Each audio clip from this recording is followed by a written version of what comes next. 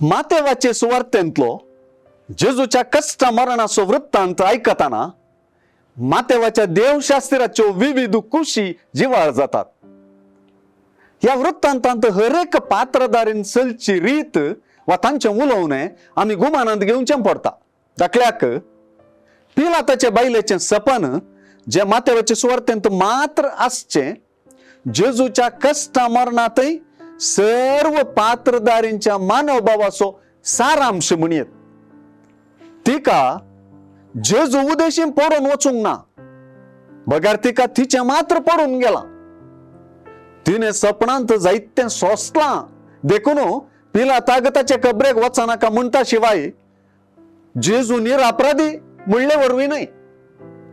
हरेकलो तेच परी तांच्या स्वार्थाक लागून हांगासर जेजूक वापरतात आणि शेवटी जेजूक मरणाचें फर्माण दिवंक कारण जाल्ले ते जबाबदारीत हांव चुकारी मारतात.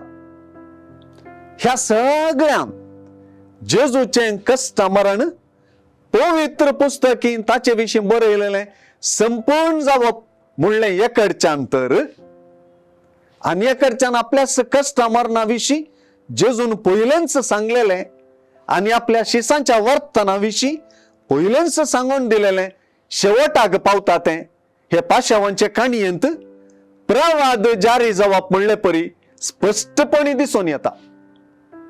होच काणयेचो उद्देशी वय. जेजूक मेस्त्री वा शिकोवणदार म्हणूनच आयची सुवार्ता सुरवात. तो देवाचो पूत, तो मनशा पूत, जुदेवांचो राय, सोडवणदार म्हणले सुवार्ता विविध परिस्थितींनी हे काणयेंत स्पष्ट करता.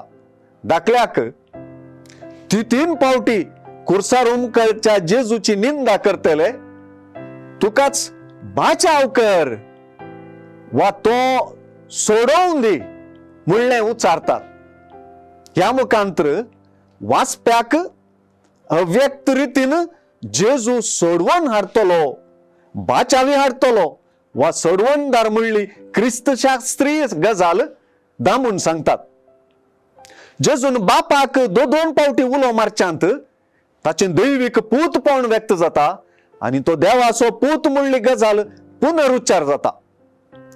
जेजूच्या कष्ट मरणाचे काणयेंत वा वृत्तांतांत जेजूची वळख बोव गुंडायेन सुवार्तेकारान करून दिल्या.